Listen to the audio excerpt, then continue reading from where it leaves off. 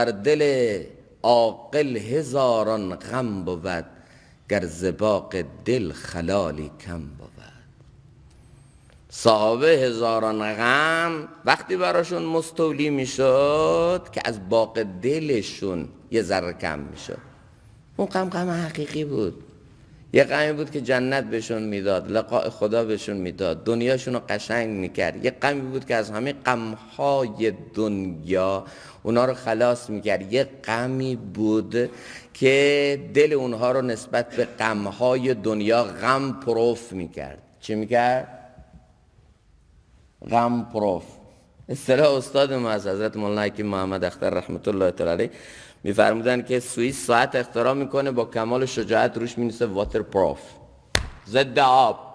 با همه ظرافت و با همه دقتش بزن تو آب هیچ کار نمیشه.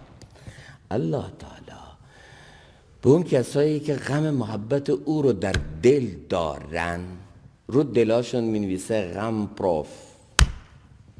نمرود، این ابراهیم غم محبت من داره، میتونی بهش غم بده. یوسف غم محبت من داره، میتونی با زندانش اینو غم بده. این دوست خدا، این عارف، این غم محبت من داره. تمام اهل دنیا جمع بشید، شاید به ظاهرش به تنش آسیبی وارد کنید، ولی دلش رو اصلا نمیتونید پریشان کنید، چون دل مال الله. این دل چی شده؟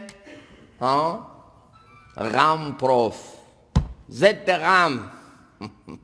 هیچی بهش نمیتونه آسیب برسونه. ولی یه دلای دیگه ایرم ما داریم میبینیم، سر هیچی و پوچید، پولم داره، ثروت و دارایی و امکانات هم داره، ولی الله تعالی او رو پشت میله های افکار مسموم خودش طوری اسیر کرده که از زندگیش بیزاره. ظاهرش هم نگاه میکنی هیچ تو زندگیش کم نیست، همه اسباب شادی رو هم داره، ولی پشت میله افکار مسموم خودش اسیره، درگیره، از خودش بیزاره، به فکر خودکشیه. همه چیز هم داره.